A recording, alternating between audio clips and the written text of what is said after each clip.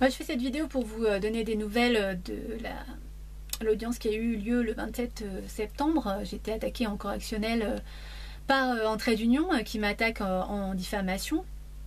Cette association qui a détenu ma fille injustement pendant 2 ans. Pour ceux qui ne me connaissent pas, je m'appelle Vol Sandrine. Je vous mettrai en lien un descriptif de 5 minutes qui explique l'enlèvement de mon enfant et la grosse supercherie judiciaire et administrative et associative qui en suivra. Donc voilà. Le 27 septembre, j'avais soulevé des articles de loi pour essayer de me défendre. Donc j'avais soulevé l'article 48 premier de la loi du 29 juillet 1880 sur la liberté de la presse, également l'article 423 du code de procédure pénale. Donc après j'ai essayé d'expliquer ces articles de loi.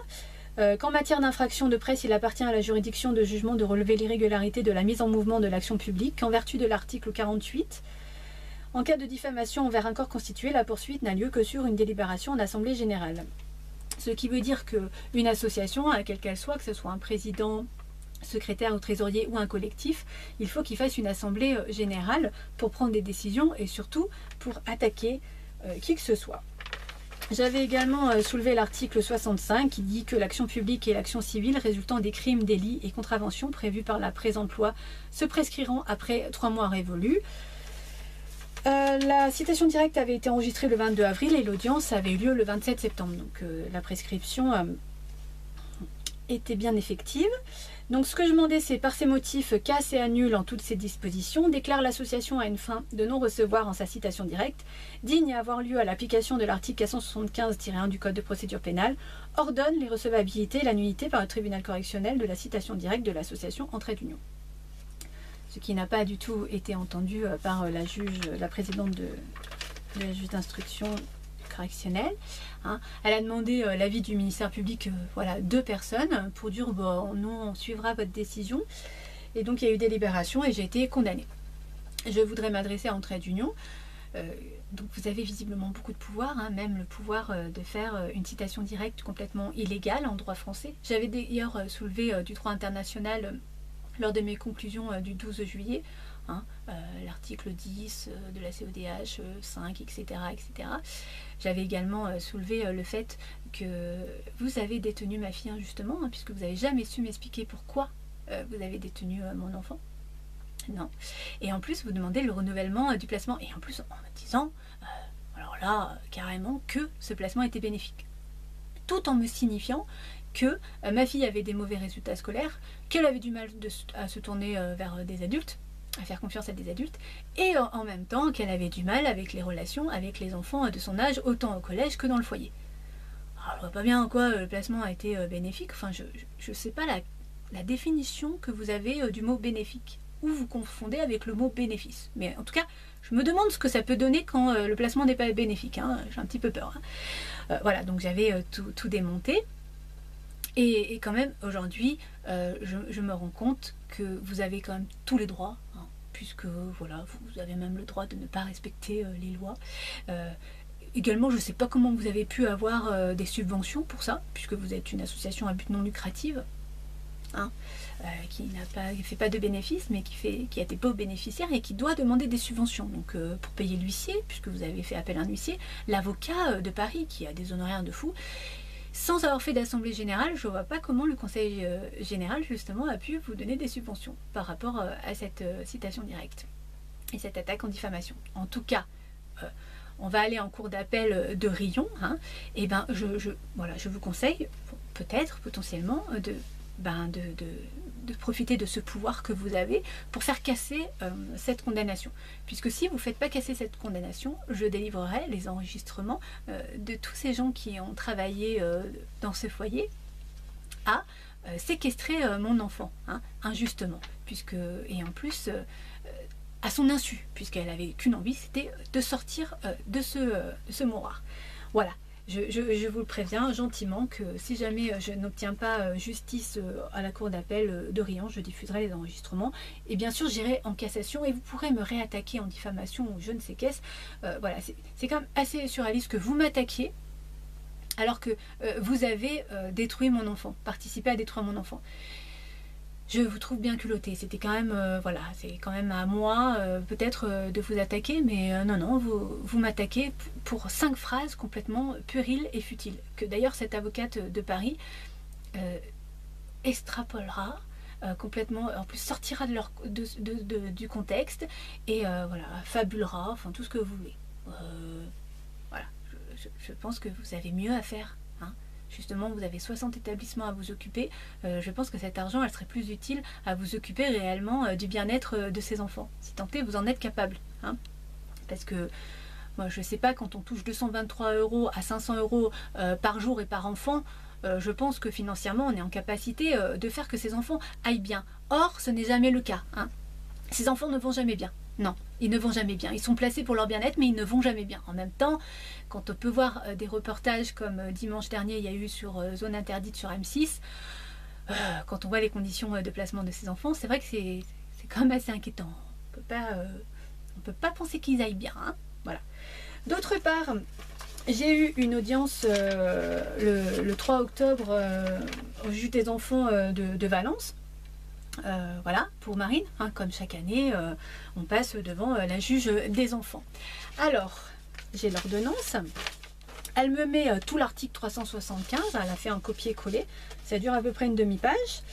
Également, elle signifie que le rapport du service du foyer mater indique que les objectifs fixés pour Marine ont été atteints. Alors, je ne sais pas de quel objectif elle me parle, puisque tout au long de l'année 2021 et 2022 de sa scolarité, j'ai reçu des mails du collège me disant qu'ils ne savaient pas où elle était, qu'elle faisait des bêtises. J'ai même reçu un courrier de l'académie de Grenoble qui voulait me donner une amende si ma fille n'était pas scolarisée. Hein. En même temps, je ne pouvais pas savoir pourquoi ni comment, puisque j'ai eu aucun droit. Je le rappelle, au mois d'octobre, on m'a supprimé mes droits parce que je critique trop la justice et la protection de l'enfance. Après, Marine a gagné en autonomie. Oui, oui, pour faire des bêtises, c'est vrai qu'elle les fait toute seule, donc elle a gagné en autonomie, sans problème. Également, il y a une association, les administrateurs ad hoc, hein, au nombre de 2, qui ont fait appel à un avocat, hein, donc tout ça c'est vous qui payez, pour représenter la parole de Marine. Alors ces administrateurs ad hoc n'ont pas rencontré Marine, hein, juste le jour même à l'audience, et l'avocat une seule fois, pour une phrase. Hein, 3 personnes payées pour dire que Marine exprime son souhait de ne pas voir sa mère, ce qui n'a pas toujours été le cas lors de l'année écoulée, où mère et fille ont pu partager des moments ensemble. Voilà. Donc Marine ne veut plus me voir, mais ça n'a pas toujours été le cas. Ça fait cher la phrase. Hein. Il apparaît encore nécessaire de pouvoir accompagner Marine en lui offrant un espace de parole et en soutenant sa scolarité afin de vérifier la pérennité du parcours qu'elle a choisi pour la rentrée 2022. La mesure aura également pour but de soutenir monsieur dans ses différentes démarches et notamment dans le cadre de l'exercice des droits de la mère. On va soutenir monsieur pour que je n'ai aucun droit. Une mesure d'accompagnement en milieu ouvert sera ordonnée pour une durée de 1 an.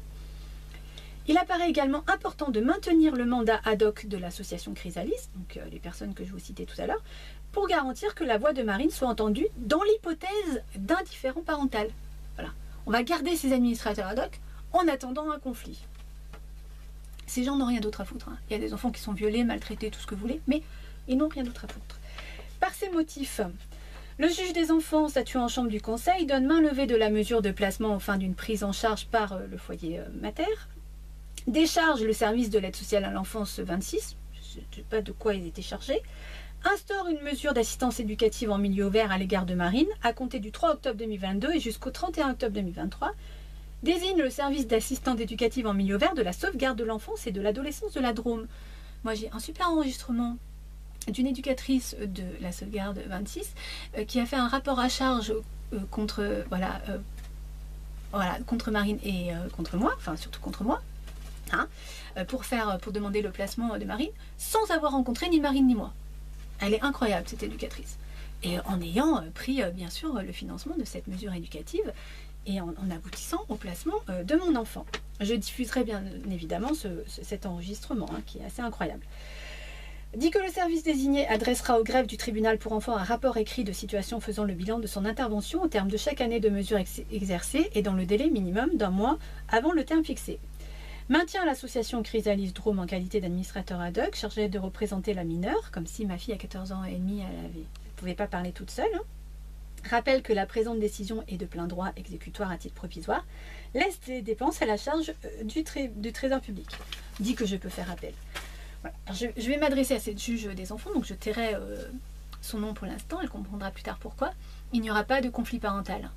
Moi, j'ai jamais fait de conflit avec qui que ce soit, d'ailleurs, hein. Et j'ai toujours laissé des droits au papa, et parce que un enfant, pour se construire, il a besoin d'un papa et d'une maman, hein. Contrairement à ce qui se passe aujourd'hui, puisque ma fille, je n'ai plus de droits légalement depuis le 20 juin 2020. Hein. Et ma fille a eu le droit d'avoir 13h45 de repères maternels en plus de 4 ans de placement. Donc il n'y aura pas de conflit parental. Hein. S'il arrive quelque chose à Marine, j'ai bien compris que vous essayez de vous protéger et que vous allez tout mettre sur le conflit parental, ce qui est fait depuis le début. Hein. Cette Natacha de l'AMO du Puy-en-Velay, voilà, a essayé de créer un conflit parental, l'a acerbé, etc. et a justifié d'une fusion en disant que j'étais trop proche de ma fille, donc que ma fille ne pouvait pas avoir de bonnes relations avec son père. Enfin bref.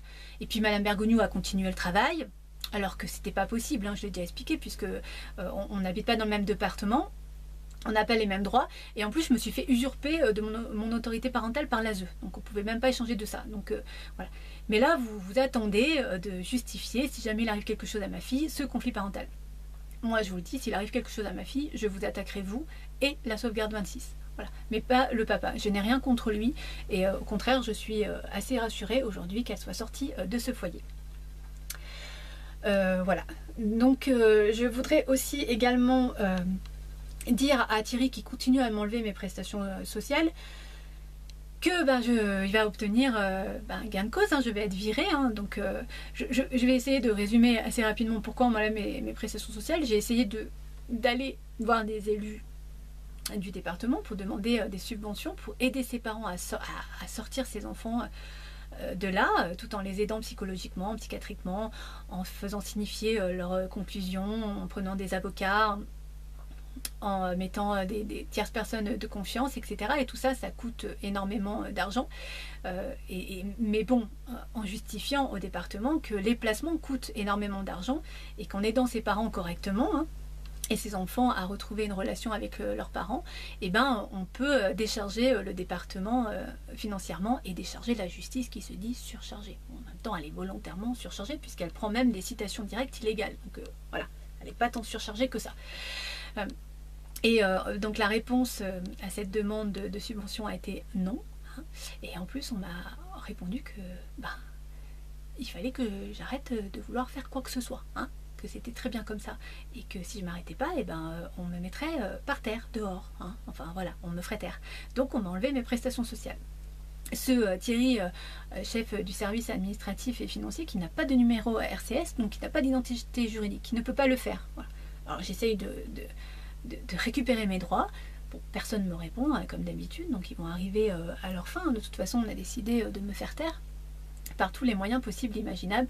En tout cas, moi je m'en fous de finir dans un camping-car, je ne serai pas responsable de ce qui va se passer par la suite.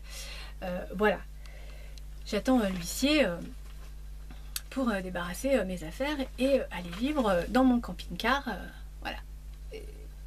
Moi je continuerai à défendre cette cause, hein. Je le dis, c'est comme ça, que vous le vouliez ou non. J'ai écouté 381 par an. Voilà, c'était dur. Hein. Je ne suis pas sans cœur, je ne suis pas tous ces gens qui participent à la destruction. Moi, ça me fend le cœur, tout ça. Et j'ai lu les ordonnances, incroyable. Ces parents ont un casier judiciaire vierge. Hein. Voilà. Alors, déjà ça, on va s'arrêter là-dessus, parce que quand on maltraite un chien, c'est du pénal. Quand on vole quelque chose dans un magasin, c'est du pénal. Là, ils n'ont pas de condamnation pénale. Hein. Ils ont un casier judiciaire vierge. Ils ne sont pas violeurs, ils ne sont pas violents, ils ne sont pas addicts à quoi que ce soit. C'est pour un sous-poids, un surpoids, une phobie scolaire, un retard scolaire, un manque de cadre, une fusion, un conflit parental, une suspicion, hein, parce que c'est sans preuve avérée, hein, toujours, hein, c'est comme ça, hein, hop, voilà. Et alors, dans ces ordonnances, moi je lis du faux, usage de faux, vice de forme, vice de procédure, caduc dans le fond, dans la forme, nul en omission matérielle, et des gens qui travaillent frauduleusement dans tous ces placements puisqu'ils n'ont pas de numéro d'élus, pas de délégation, et même parfois ce sont des intérimaires et des gens qui n'ont même pas de formation d'éducateur, voire des stagiaires. Voilà, c'est quand même une supercherie. Et alors, pour le bien-être de l'enfant, on le place et on le replace et on continue le placement, alors que l'enfant va jamais bien. Alors, et au contraire, il va de plus en plus mal. Donc les maltraitants, du coup, bah, c'est plus les parents, puisque les parents, ils n'ont plus le droit de s'occuper de leurs enfants. C'est assez quand même incroyable. Donc, j'ai compris que vous voulez me faire taire. Bon, bah, c'est comme ça. Hein. Moi, personnellement, je ne peux pas me taire. Hein. J'ai une éthique, j'ai une morale. Et si je dois aller en prison parce que je défends cette cause, eh ben, tant pis. En même temps, je ne suis pas la seule à dire que ça ne marche pas, hein, la protection de l'enfance. Hein. Il y a des rapports qui le disent. La protection de l'enfance en France est mal classée. Elle a été même condamnée. Hein. 70% des enfants vont sortir instables psychologiquement. J'ai quand même des témoignages d'éducateurs qui sont surréalistes. Hein. Les grands violent les petits quand ils seront grands violeront les petits. Enfin, ça fait quand même des pédophiles, voilà, où il y a des violences institutionnelles. Ces enfants ne seront pas voilà, se construire affectivement, malheureusement pour eux, hein, c'est pas de leur faute. Donc du coup c'est pérenne en même temps, hein, parce qu'un enfant détruit devient un adulte qui pourra détruire à son tour, etc. Donc ça fait marcher la justice, ça fait marcher toutes ces associations. Enfin, une nation qui va mal est une nation rentable, hein, ça c'est sûr. Hein. Et puis surtout qui s'autodétruit. Parce que tous ces gens ne vont pas bien, hein. Faut pas croire, ces éducateurs à détruire les autres ne vont pas bien, ces juges des enfants à détruire les autres ne vont pas bien, souvent même s'autodétruisent. En tout cas, c'est les investigations qu'on a pu obtenir. Donc voilà, le peuple voilà, est détruit par le peuple. Hein. Tout va bien. Ceux qui sont là-haut se réjouissent de tout ça. Donc on n'est pas prêt de changer la protection de l'enfance en France. Hein. Voilà, regardez les reportages de M6 et Défaillance de l'ASE et France 3. Voilà, je sais plus ce que c'était. Les enfants, je sais plus, les sacrifiés de la République, je crois que c'était ça. Enfin bref, regardez des reportages, essayez de vous renseigner et vous verrez que la protection de l'enfance est une catastrophe. Hein. Les SDF sortent de ces placements, les prostituées, beaucoup sortent de ces placements, c'est incroyable, hein. Les terroristes sortent de ça, enfin, c'est surréaliste, hein. Surréaliste. Un enfant sur deux est mis sous psychotrope, c'est une drogue à vie, enfin bref. Donc je ne suis pas prête de me taire, il va falloir m'emprisonner comme Alice, Gladys, Hélène Lombard ou je sais pas qui. En tout cas, ça sera avec plaisir que j'irai faire un petit tour en prison pour avoir défendu l'avenir de nos enfants. Je finirai bien évidemment cette vidéo par faire un message à Marine. Alors, bien sûr, on va continuer à déliter ce lien et à salir ce lien, hein, puisque c'est ce qu'ils savent faire de mieux. Puis, en même temps, ça permet que peut-être tu vas te tourner vers des mauvaises personnes, peut-être tu vas avoir un enfant, puisque on le sait, hein, les jeunes filles qui sont en manque affectif, en carence affective, souvent comblent cela en ayant des enfants. Et puis voilà, ça sera pérenne, hein, tu vas continuer à nourrir ce petit monde encore très longtemps. Et puis si jamais on peut me détruire au passage, on fera deux pierres deux coups. Moi, j'ai totalement confiance en toi et je sais que tu es forte et courageuse et que tu vas pas leur donner raison, que tu vas te tourner vers les bonnes personnes. Et en tout cas, voilà, j'espère que tu vas prendre soin de toi et que on va t'aider quand même à prendre soin de toi. En tout cas, moi je suis là. Si tu as besoin de moi, je suis là et je t'attendrai. Hein, je resterai debout pour t'accueillir et reconstruire ce lien qui se sont acharnés et qui continuent à s'acharner à détruire. Et voilà, j'ai hâte vraiment un jour de pouvoir avoir le droit et d'être ta maman et j'ai envie de te donner plein d'amour, plein de réconfort et de t'aider à être la plus heureuse possible. Je t'aime infiniment, éternellement. Je t'embrasse très fort, mon ange.